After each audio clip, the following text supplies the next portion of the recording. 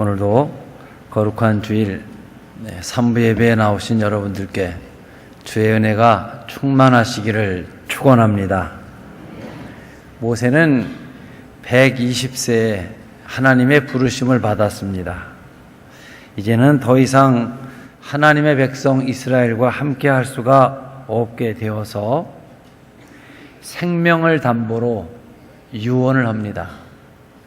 유언은 내가 유언할 테니 들어라 하면 유언이 아니고 말한 사람이 죽으면 그 말이 유언이 되는 것입니다.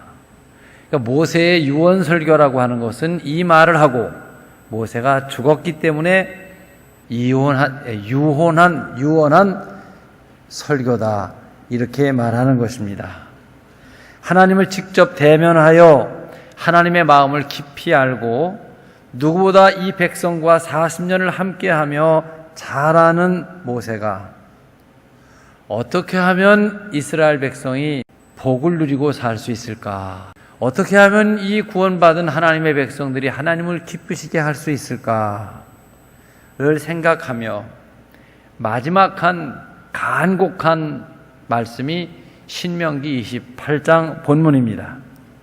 그 첫 부탁이 지난 주일에 하나님의 말씀을 듣는 일에 힘써라. 기억하시죠? 삼가 두려워하는 마음을 갖고 늘 하나님의 말씀을 들으려고 하고 말씀을 배우고 말씀을 공부하며 하나님의 뜻을 알아야 한다. 이게 첫째 전제 조건입니다. 히브리서 4장 12절을 보면 같이 읽을까요? 시작.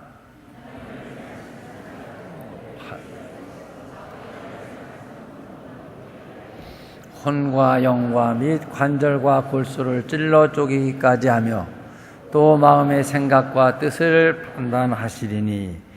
자, 이 하나님 말씀을 들을 때 죄가 무엇인지를 깨닫고 어떻게 해야 내가 죄 사함 받을 수 있을까 하는 방법을 알고 또 내가 구원을 받아 하나님의 자녀로서 복을 누리고 살아갈 수 있을까를 하나님 말씀에 기록되어져 있기 때문입니다. 그러므로 바울은 자기가 목회하던 에베소 교회의 후임자인 디모데에게 글을 보낼 때 성경은 교훈과 책망과 바르게 함과 의로 교육하기에 유익하고 하나님의 사람들을 온전케 하는데 유익하다고 했습니다. 성경은 하나님께서 세상을 창조하신 일이나 창조하신 세상을 주관하시고 거기에 담긴 하나님의 뜻을 말씀하고 있으며 하나님의 사람들로 하나님의 만든 세상 속에서 어떻게 하면 평강과 축복을 누리며 살아갈 수 있을까에 대한 비밀을 분명하게 말씀하고 있습니다. 오늘 예배를 드리시는 여러분 다시 복습합니다. 하나님의 말씀을 들으시기에 힘쓰시는 여러분들이 되시기를 바랍니다. 두 번째, 모세는 하나님의 말씀을 지켜 행하는 것, 즉 순종할 것을 명령하고 있습니다. 여러분, 신앙생활은 순종하는 생활입니다. 우리 교회를 통하여 하나님의 말씀을 듣고 교회를 통하여 하나님의 말씀에 순종을 요구받습니다. 아무도 직접 예수님 설교 듣고 예수 믿는 사람이 없고 사무엘이나 모세처럼 직접 하나님의 음성을 듣고 신앙생활하는 사람이 없습니다. 우리는 모두가 교회를 통해 전도를 받아서 예수를 믿고 교회를 통하여 말씀을 배우고 교회를 섬기며 우리의 신앙이 성장하고 성숙함에 이르는 것이죠. 그리고 교회를 통하여 봉사와 헌신과 순종을 요구받습니다. 그러므로 교회를 통하여 하나님의 나라는 확장돼 나가는 것입니다. 우리의 신앙생활은 교회 중심이어야 하며 하나님의 음성을 교회를 통하여 듣고 그 음성에 순종할 때 하나님께서 복을 주시는 것입니다. 그런데 이 순종에는 어려움이 있습니다. 하나님이 내게 요구하시는 하나님의 의지에 대하여 내가 처한 형편이나 내 입장과 처지가 내가 원하는 시간과 하나님의 뜻이 대치된다는 것입니다. 예수님께 있어서 순종의 절정이 십자가라고 하면 십자가의 순종 속에는 이런 뜻이 담겨져 있습니다. 예수님은 십자가를 져야 된다는 걸 전제하고 이 세상에 오셨어요. 중요한 일의 고비 때마다 나는 십자가를 져야 한다 결단도 여러 번 하셨어요. 큰 명제는 하나님의 뜻에 동의해요. 그런데 구체적인 강론에 가면 예수님의 뜻과 하나님의 뜻이 맞질 않아요. 자, 문제는 십자가를 져야 한다 하는데 하나님이 정하시는 과정과 시간입니다. 왜 하필이면 사랑하는 제자에게 배신을 받는 과정으로 잡혀야 하는가? 왜 뻘거벗겨서 공회에 끌려다니고 빌라도의 뜰에까지 가야 하나? 왜 수많은 사람들이 있는 앞에 십자가를 지고 망신스럽게 매를 맞고 걷어차이고 욕먹고 그러며 십자가를 져야 되고, 왜 하필이면 골고다 언덕에서 십자가에 매달려 죽어야 하나? 이 시간에 이런 구체적인 문제가, 큰 뜻은 하나님의 뜻에 동의하는데 지금 작은 문제들이 하나님의 뜻과 예수님의 생각이 다르다는 겁니다. 특별히 시간의 문제입니다. 왜 하필이면 이번 6월절이냐 이거예요. 12제자를 뽑아서 잘 훈련시켜 예수를 위하여 목숨까지 바친다고들 합니다. 많은 사람들이 지금 예수를 왕으로 추대하려고 하며 형통한 삶이 펼쳐지고 있습니다. 나이가 33살밖에 되질 않아 참 좋을 때입니다. 십자가 나중에 지면 안 되겠느냐는 것이죠. 예수님이 십자가를 붙잡히기 전날 밤 겟세마네 동산에서 밤을 새워 기도하신 것이 그거죠. 그리고 결론이 무엇이냐 하면 내 뜻대로 마옵시고 아버지의 뜻대로 되기를 원합니다 입니다. 궁극적으로 아버지께서 주시는 잔을 마셔야 하지 않겠느냐. 구체적인 강론에 관한 것도 아버지 뜻을 따르겠다는 결단입니다. 자, 하나님이 요구하시는 십자가라는 방법과 과정, 또 십자가를 지고 서 있어야 되는 골고다 언덕이란 장소, 이번 6월절에 십자가를 져야 하는 이 시간의 문제입니다. 그러면 여러분, 예수님에게 있어서 순종이 무엇이죠? 원하시는 때, 원하시는 방법, 원하시는 장소에서 십자가를 지는 것이 예수에게 순종입니다. 여러분과 제게도 마찬가지입니다. 오늘이란 시간에 내가 원하는 장소, 내가 원하는 방법으로 주님을 섬기려고 하면 평생 우리는 한 번도 순종을 못할 거예요. 평생 예수를 믿는다고 하면서도 순종다운 순종을 못하고 하나님의 영광을 한 번도 드러내질 못하고 하나님이 그 믿는 자녀에게 주시는 축복도 축복되게 누리지를 못하는 삶으로 생애를 살아간다는 거예요. 그러면서도 예수 믿는다고 하는 거예요. 사랑하는 성도 여러분, 하나님의 말씀에 순종할 때 하나님은 그 순종에 따르는 아픔이 무엇인지를 아시고 순종하는 일을 귀중히 여기심을 믿으시기를 바랍니다. 이제 이 설교, 유언과 같은 이 설교를 듣고 여호수아와 이스라엘은 가나안 땅에 들어가게 됩니다. 요단을 건너는 일, 여리고를 무너뜨리는 일, 아이성을 무너뜨리는 일, 가나안 원주민들의 연합되어서 저항하는 일을 격파하는 일이나 이 중요한 일들이 혈과 육의 싸움이 아닙니다. 병사들의 숫자나 무기의 비교가 아니라 저들이 순종하면 할 수 없다던 모든 일이 쉽게 해결되고, 저들이 인간적인 경험이나 지식을 의지하고 순종하지 않으면 쉬울 것이라고 했던 일에 그들은 여지없이 패망하고 말았습니다. 여러분, 저들이 가나안 땅에 도착했을 때 그들을 맞이하고 있는 가나안 땅은 모든 것이 완벽하게 준비된 그런 완제품이 아니었습니다. 다 차려진 밥상처럼 그냥 즐기기만 하면 되는 것이 아니라 믿음과 순종이라고 하는 무기로 포장지를 뜯어야 되는 포장된 선물이 가나안 땅이었다는 거예요. 믿음으로 순종하면 준비된 젖과 꿀이 흐르는 땅에서 그들은 주인공이 되어 자녀 손들이 복을 받을 것이고, 그들이 불신앙과 불순종을 하면 그곳은 사막이 되고 전쟁터가 되고 재앙의 자리가 되며 흉년과 기근과 질병, 전염병이 펴지는 죽음의 장소로 변화되다는 거예요. 고약한 땅이 될 수 있다는 거예요. 결국 이스라엘의 순종과 불순종 여부가 그 가나안 땅을 행복과 불행을 결정하는 중요한 열쇠와 같은 거예요. 행복의 관문으로 들어가는 것이 순종이라면, 순종하지 않는다면 그들은 불행한 땅에 가는 것이 된다는 거예요. 여러분, 우리가 예배드리고 교회 문을 나서서 나가는 우리의 세상도 여호수아와 함께 가나안을 들어가는 이스라엘 민족의 세상과 똑같은 것입니다. 이 세상엔 여러분에게 주어질 축복과 행운으로 가득 차 있습니다. 동시에 여러분 저주와 불행한 일, 재앙으로 가득 찬 것이 세상입니다. 그렇잖아요. 전쟁이 있고 각종 예측할 수 없는 사고와 천재지변이 있고 실패와 질병이 있고 주변의 사람들과 비비린 나는 생존 경쟁이 있는 곳에 우리는 나가지 않습니까? 그런데 그 땅을 축복의 땅으로 사는 길이 하나님의 말씀대로 하면 반드시 젖과 꿀이 흐르는 행복의 땅이 되고, 불순종하게 되면 결국 우리는 황무지 고약한 땅에 사는 것과 같은 일이 된다는 것. 오늘 예배를 드리시는 여러분, 주님의 말씀으로 순종하심으로 축복의 땅에서 승리하시는 복된 생애를 사시는 여러분들이 되시기를 축원합니다. 모세는 순종을 전제로 하여 세 가지 축복을 약속해 줍니다. 우리 3절하고 11절 좀 보여주세요. 같이 읽을까요? 시작.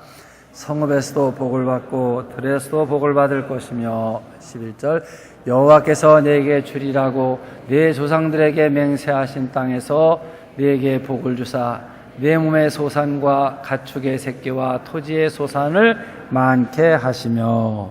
이 말씀을 요약하면 이런 말이에요. 하나님의 말씀을 듣고 지켜 행하면 너희가 있는 곳, 너희 처소, 너희가 머무르는 그 장소를 복되게 해 주시겠다는 약속입니다. 열왕기하 5장을 보게 되면 나하만이란 문둥병의 집이, 이 사람은 국가 권력의 2인자의 집인데 그 집에는 이스라엘에서 사로잡아온 이름 모르는 한 소녀가 있습니다. 이 소녀는 참 불행한 소녀예요. 고국을 떠나 부모를 떠나 이 남의 나라 땅에 사로잡혀와 원치 않는 곳에 있어요. 그런데 그 소녀가 하나님께 순종을 하니까 소녀도 복을 뿐만 아니라 나하만이 문둥병도 고치고 아람 나라도 복받고 이스라엘도 복받는, 한 사람이 하나님을 섬기는 일을 통해서 두 나라가 그리고 한 권력자가 문둥병을 고치는 그런 축복의 역사가 있습니다. 창세기 28장과 29장을 보면 이 하란 땅에서 야곱이 머슴 생활하는 이야기인데, 그의 외삼촌, 이 사장님 외삼촌이 좋은 사람이 아닙니다. 재산을 증식시킬 수 있는 좋은 여건도 아닙니다. 그런데 야곱은 어떠한 상황 속에서인지 하나님을 의지합니다. 순종합니다. 그랬더니 야곱이 손대는 일마다 다 잘 되게 하십니다. 그래, 그 좋지 않은 사장님 외삼촌 라반이 하는 말이, 여호와께서 너로 말미암아 우리 집에 복을 주셨다, 하나님을 찬양하자, 이런 말이에요. 돈밖에 모르는 사람입니다, 라반이. 그런데 야곱을 통하여 자기 재산이 번성되는 걸 보면서 너 때문에 하나님이 복을 주신다, 하나님의 말씀을 지켜 행하는 야곱 때문에 이 모든 복이 내게 임하라니 성읍에서 복을 받고 들에서 복을 받고 그들이 있는 곳이 복된다는. 요셉은 형들에게 팔려 오랫동안 이곳저곳을 팔려 다녔습니다. 원치 않는 곳에 가지만 가는 곳마다 요셉은 하나님을 말씀을 지켜 행합니다. 그가 보디발의 가정에 머슴으로 팔려갑니다. 거기서 지켜 순종하니까 이 모든 복이 요셉에게 임합니다. 이 주인인 보디발이 보니까 요셉이 이 집에 머슴으로 들어오고 나서 집안이 평안하고 자유돼. 그래서 그를 가정의 책임자로 세워요. 이번엔 감옥에 갇혀요. 신부는 죄수지만 그곳에 하나님께서 복을 주셔서 같은 모든 죄수들이 받고 술장관이 복을 받고, 또 이번엔 요셉이 바로의 궁으로 들어가니까 애굽이 복을 받습니다. 7년 풍년 흉년을 다스리게 하는 복을 주셨고, 요셉 때문에 나중에 그의 형제들과 그의 부모님들, 온 이스라엘 사람들까지도 다 함께 복을 누리는 복을 주셨습니다. 하나님께 순종한 한 사람 때문에 애굽 전역과 온 인류가 복을 받습니다. 모세 한 사람이 하나님의 부르심에 순종함으로 그를 따르는 이스라엘이 어디에 있든지 복을 받았습니다. 비록 사막을 지나가고 있지만 불기둥과 구름기둥이 함께 있고 만나와 메추라기로 반석에서 생수가 솟아나는 똑같은 재앙이 애굽에 섞여 있는 이스라엘 사람이나 애굽 사람에게인데 애굽의 장자들만 죽는 죽음의 재앙이 임했고 온 어두움이 애굽 전역을 깔려 캄캄한 세상이 지배하는데도 이스라엘이 거하는 고센 땅에는 광명하였더라. 그 장면을 여러분 상상해 보십시오. 신기하지 않습니까? 깜깜한 곳에 거기에만 하늘이 빛을 비추고 거기서 하나님이 찬양 소리를 듣고 계십니다. 한치의 오차도 없이 하나님께서는 이런 일을 진행해 가셨습니다. 하나님의 말씀에 순종하는 사람이 거하는 거소, 성읍이든지 들에서든지 그 처소가 복받는다는 사실, 여러분의 가정, 여러분의 기업, 여러분이 머무르는 모든 장소가 순종하시는 여러분을 통하여 이런 복이 임하심을 믿으시기를 바랍니다. 두 번째, 순종하는 사람의 소유물을 복되게 하여 증식시키신다는 거예요. 4절, 8절 보여주세요. 4절 같이 읽습니다. 시작. 내 몸의 자녀와 내 토지의 소산과 내 짐승의 새끼와 소와 양의 새끼가 복을 받을 것이며 여호와께서 명령하사 내 하나님 여호와께서 내게 주시는 땅에서 내게 복을 주실 것이며. 자, 이 말을 종합하면 하나님 말씀에 순종하는 사람들의 가족, 식구들, 자녀 손이 번성하게 하고 그들이 누릴 수 있는 모든 소유를 많아지게 해주겠다는 약속입니다. 분명히 우리와 교회 밖의 세상 사람들과 똑같은 소망이 있다면 자녀 손이 잘 되는 겁니다. 집안 좀 편안하고 건강하고 애들 좀 잘 되는 거, 그리고 하는 일이 좀 잘 돼서 솔직히 부자 되었으면 좋겠다. 이게 우리 똑같은 소망 아니겠습니까? 그리고 모두가 이런 꿈을 갖고 살기 때문에 세상은 더 치열한 거예요, 생존 경쟁이. 그런데 여러분, 모두가 잘 되는 것이 아니라는 거예요. 우리도 세상을 살아가면서 세상이 내 뜻대로 되지 않는다고 고백하지 않습니까? 시편 127편을 보면 같이 읽어요. 시작. 여호와께서 집을 세우지 아니하시면 세우는 자의 수고가 헛되며 여호와께서 성을 지키지 아니하시면 파수꾼에 깨어 경성함이 허사로다. 밤새 지키는 게 성 지키는 파수꾼의 수고가 다 헛일이다, 이런 말입니다. 농사 짓는 농부들은 똑같은 마음을 갖고 씨를 뿌립니다. 풍년됐으면. 똑같아요. 그리고 보편적인 똑같은 수고를 합니다. 씨를 뿌리고 거름을 주고 잡초들은 뽑아내고 또 병충해가 생기면 방제를 하며 마음속으로는 올해 풍년을, 이 얼만큼 수확이 나느냐에 따라 자녀손들 복받고 식구가 편안하게 사는 거거든요. 그런데 농부가 하는 것은 모든 농부가 똑같이 하는데 하나님이 햇빛을 비치시고 비를 내리시고 바람을 적당하게 공급해 주셔야 한다는 거예요. 집 위에 무슨 망쿠신가 하는 태풍이 분다고 그래서 아침에 일부 예배 전에 필리핀 전화를 했어요. 그런데 전화가 안 돼요. 그래서 문자를 남겼어요. 태풍에 안전합니까? 그리고 일부 예배 드리고 올라왔다 내려갔더니 이곳은 태풍하고 상관이 없이 다 지나갔다고 합니다. 그래요. 제가 뉴스를 보니까 필리핀에 2억 가까운 인구가 사는데 1년에 연 6.5%씩 경제 성장을 합니다. 이번 태풍으로 말미암아 필리핀은 연간 GNP의 10%가 날아간다는 거예요. 어마어마한 거예요. 바람 한번 부는 게. 그 바람이 홍콩 쪽으로 부느냐 중국 쪽으로 부느냐 필리핀을 피하느냐에 따라서 2억의 인구가 농사 짓는 사람, 고기 잡는 사람, 공부하는 사람, 학생, 수많은 사람들의 흥망성쇠가 한순간 바람에 시비가 엇갈리는 상황이 생겨진다는 거예요. 얼마나 여러분 신기하고 오묘합니까? 하나님께서는 순종하는 사람들에게 소유를 많게 하고 번성케 하십니다.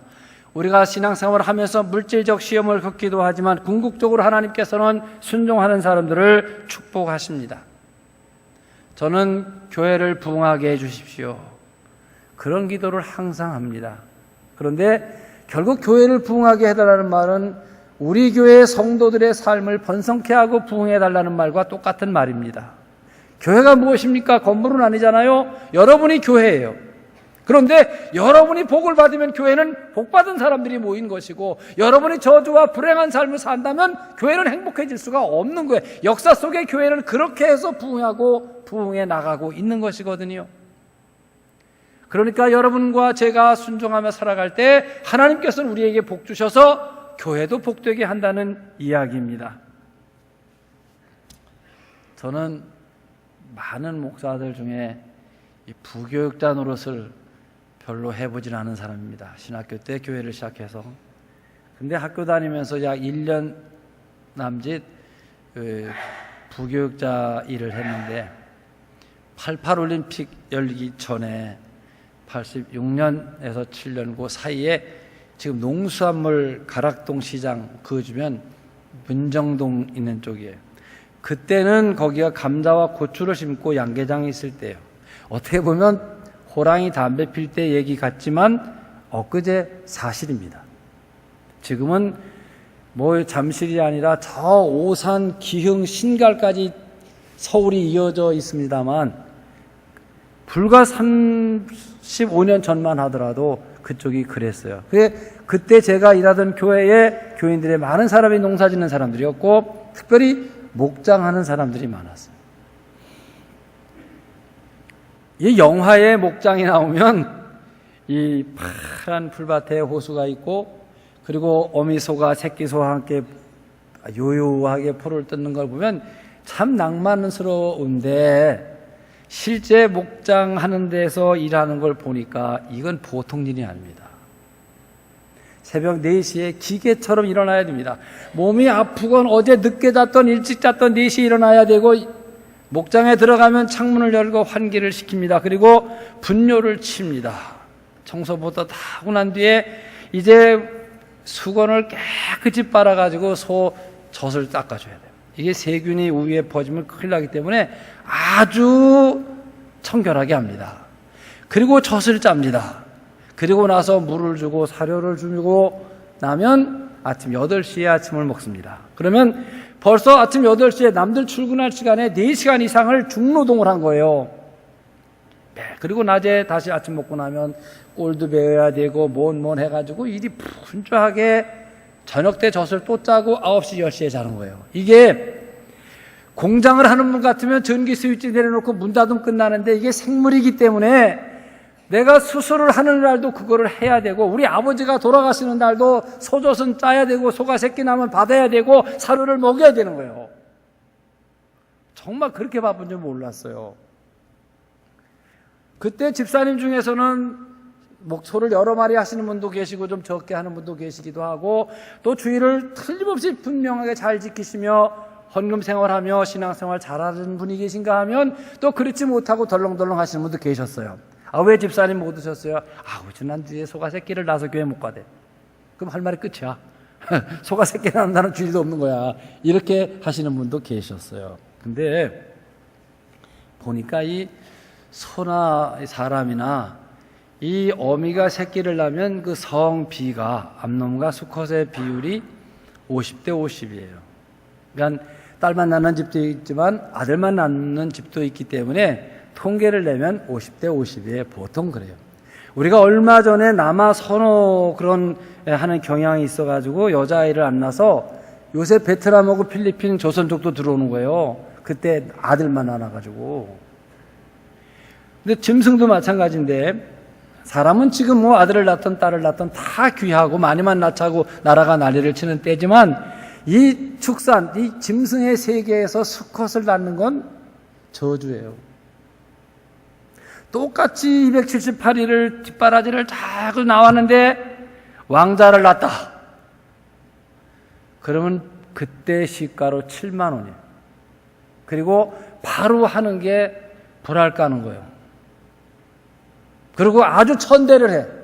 그리고 고깃소로 키워서 얼른 팔아치고 말아. 여러분도 고깃집에 가 고기를 사면서 젖소 숫는 고기 주세요 그러지 않지요?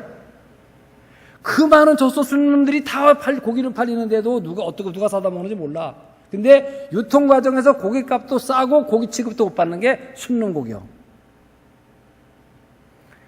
안 놈났다. 그러면 즉시 목욕 재개하고 애들 젖병 불리듯이 젖 물리고 그냥 이렇게 대우합니다. 그리고 이건 낳자마자 쏜 놈의 10배 값이야. 80만 원. 왜냐하면 이놈은 크면은 1년에 하나씩 새끼를 턱턱 놔주고 젖을 아침 저녁 짜서 보면 한 30kg씩을 매일 젖을 줘요. 그거 팔아서 애들 대학도 보내고 이제 살림살이 하는 건데, 쏜 놈 얘기 좀 더하면 돼지도 마찬가지고요. 병아리는 또 더해요. 예를 들어 이 부화기에다가 달걀을 수정란 3,000개를 세팅을 딱 해요. 그리고 전기를 올리면 41도, 소의 체온이 41도, 엄마 체온이. 그러니까 41도로 쫙 맡아주면 21일이 되면 정확하게 삐약삐약 다 나와. 신기해요. 21일이면 딱 나와.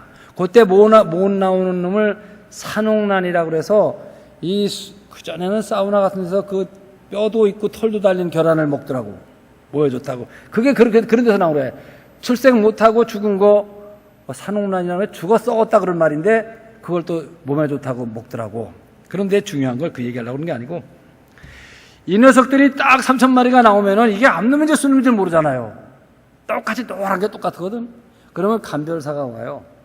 그 간별사는 딱 그냥 만지면 탁 암놈이라고. 암놈을 탁 놓으면 공주님 모시는 거야. 또 잘 해가지고 온도 딱 맞춰주고 먹을 거 주고 뭐 얼른 사료도 제일 고급으로 먹이고 그래.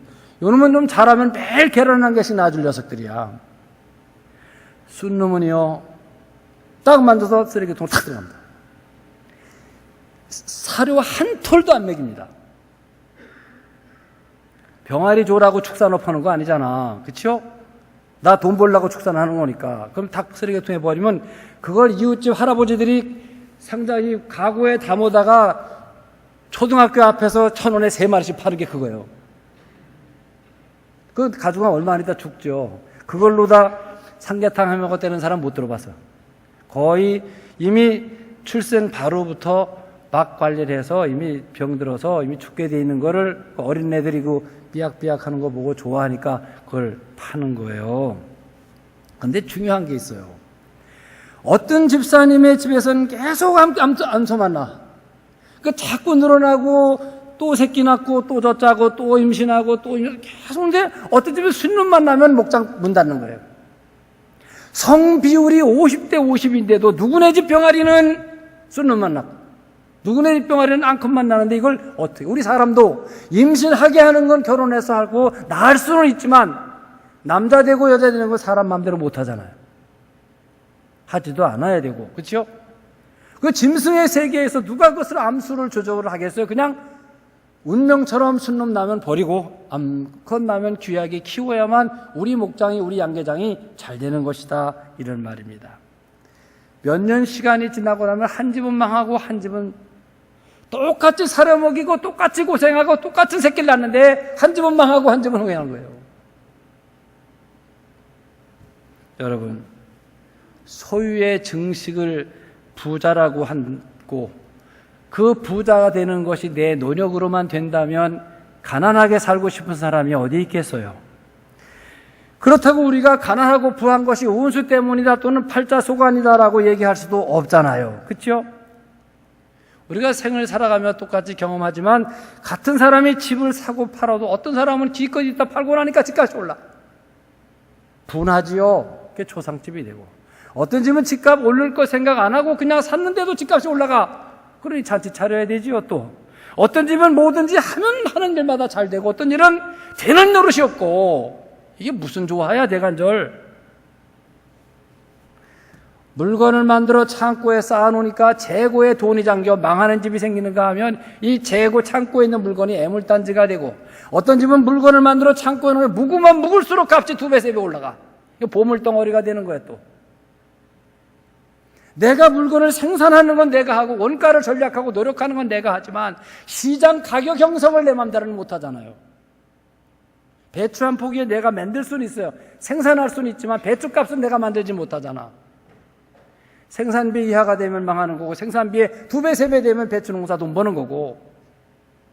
성경에 보면 하나님의 뜻이 아니면 참새 한 마리도 땅에 떨어지지 않는다. 시장에서 팔고 사는 참새 한 마리의 값이 한 아사리온에 팔리는 것이 너희 맘대로 하냐고 물으셨어요. 세상에 참새가 몇 마리인지 모르죠. 근데 그 한 마리 사냥꾼에게 잡히는 것이 하나님의 뜻과 연결이 되고, 그것이 얼마에 거래되는 것이 하나님께서 복 주시고 화 주시는 것과 연결되어져 있다는 것입니다. 세상 사람이 말하는 우연이라든가 운수가 좋다는 말도, 그 우연도 운수도 주관하시는 분은 바로 하나님이시라고 믿는 것이 우리들 아닙니까? 하나님께서는 하나님께 순종하는 자들을 잘되게 하시고 그것을 기뻐하십니다. 오늘 성경은 그 순종하는 자들의 소유를 번식시킨다고 말씀을 하십니다. 세 번째는 하나님께 순종하는 자에게 모든 행사에 복을 주시겠다고 하십니다. 6절 8절 보여주세요. 6절 시작. 네가 들어와도 복을 받고 나가도 복을 받을 것이니라. 8절 여호와께서 명령하사 네 창고와 네 손으로 하는 모든 일에 복을 내리시고 네 하나님 여호와께서 네게 주시는 땅에서 네게 복을 주실 것이며. 무슨 말입니까? 하나님께 순종하는 사람들은 어디를 가든지 어떤 일을 하든지 범사에 다 잘되게 하신다고 합니다. 하나님은 세상을 운영하시는데 누구를 중심으로 하여 운영하시냐 하면 하나님의 말씀에 순종하는 사람을 중심으로 운영하십니다. 하나님을 순종하는 자에게만 모든 것이 합력하여 선을 이룬다는 고백을 듣게 하십니다. 그래서 로마서 8장 28절에 바울은 하나님을 사랑하는 자 곧 그 뜻대로 부르심을 입은 자들에게 모든 것이 합력하여 선을 이루느니라 했습니다. 실패입니다. 병원에 입원해야 됩니다. 사고도 있습니다. 어려운 일이 있습니다. 그런데 나 주님을 기뻐하고 주님을 사랑합니다. 순종합니다. 이 모든 것을 종합하여서 하나님은 그에게 복되게 하신다는 약속입니다. 여러분, 요셉의 형들은 고의적으로 의도적으로 동생에게 못할 짓을 했습니다. 근데 그 못할 짓 한 게 요셉에겐 꿈이 이루어지는 길을 가게 하는 동기가 되고, 요셉이 처한 곳마다 만난 사람마다 참 못된 사람들 만났습니다. 그런데 그 못된 사람들이 못된 짓 행한 것이, 요셉은 피해자였는데 그것이 종합하여 결국 제3곳의 꿈이 이루어지고 하나님 영광을 드러내는 삶이 되었습니다. 하나님께서는 요셉을 중심으로 새 역사를 주관하셨다는 것입니다. 사랑하는 성도 여러분, 우리는 예수 그리스도의 보배로운 피로 속죄함을 받은 하나님의 자녀들입니다. 근본적으로 하나님 우리를 축복하시는 걸 기뻐하셔요. 우리가 우리 자녀들 잘 되는 거 바라는 것처럼, 무능한 아버지지만 내가 할 수 있는 한 자식에게 잘해주고 싶은 것처럼 전능하신 하나님께서 그 자녀에게 잘해주려고 하셔요. 그런데 우리가 잘해주시는 하나님의 복받는 길이 순종이라는 거예요. 탕자가 집을 나갔어요. 아버지가 아무리 잘해주려고 하면 그 자식이 잘해주는 걸 받을 수가 있냐 이 말이에요. 우리가 순종하고 하나님의 뜻 안에 있을 때 하나님이 우리에게 주시는 복을 누리는 것이지요. 우리가 하나님께 온전한 순종을 드리면 하나님은 우리가 하는 범사에 대하여 궁극적으로 모든 것을 협력하여 복되게 하신다는 사실을 믿으시기를 바랍니다. 아픈 일과 고난당한 일, 실패한 일, 때로는 사고를 당한 일, 그때 당시엔 그것이 참 아프고 힘들었는데 내가 하나님 뜻에 순종하며 지나다 보니까 그것이 다 축복으로 우리말로 전화 유복이 되고 하나님이 그것을 바꾸시사 우리에게 복되게 하신다는 사실입니다. 말씀을 정리하겠습니다. 모세가 마지막으로 이스라엘 민족을 향하여 주신 말씀, 오늘 여러분에게 주시는 주의 음성으로 들으시기를 축원합니다. 날마다 하나님 말씀 배우시기를 힘쓰십시오. 그리고 그 말씀을 지켜 순종하기를 다짐하시기를 바랍니다. 순종엔 어려움이 있죠. 내 방법, 내 시간, 내가 원하는 장소대로 하면 안 되는 거예요. 평생 순종할 데가 없어요. 하나님의 시간, 지금입니다. 하나님의 방법은 십자가입니다. 우리가 십자가를 지고 손해를 보며 가면 주님은 우리를 보고 귀히 여기십니다. 그리고 보상하십니다. 그것이 축복입니다. 하나님께서 순종하는 자들에게 복 주심을 다시 한번 명심하시기를 바랍니다. 구체적 삶 속에 순종이 있고 그 순종은 축복을 받는 유일한 방법입니다. 여러분의 처소, 들에도 복을 받고 성읍에서도 복을 받고 도착한 땅에서도 복을 받고 처소입니다. 여러분의 소생, 즉 자녀들이 번성하고 소유가 많아지고 풍성해지는 축복이 이루어짐을 믿으시기를 바랍니다. 들어와도 복받고 나가도 복받고 범사에 주 안에서 형통한 삶이 펼쳐짐을 믿는 여러분들이 되시기를 축원합니다. 기도하겠습니다. 사랑하시는 주님, 얼마나 사랑한 이스라엘 백성입니까? 40년을 그 백성과 함께 광야를 여행하며 이제 하나님의 말씀을 따라 이 백성을 떠나는 모세가 마지막 한 설교가 하나님의 말씀을 삼가 듣고 지켜 행하면 이 모든 복이 내게 임하리니 성읍에서도 복을 받고 들에서도 복을 받을 것이며 처소와 소유와 범사에 복을 약속해 주십니다. 오늘 거룩한 예배를 드리며 우리들 모두가 하나님의 말씀을 듣기 힘쓰고 지켜 순종하고 이 모든 복이 임할 것을 믿는 우리들 되게 해 주시옵소서. 귀하신 예수님 이름으로 기도하옵나이다. 아멘.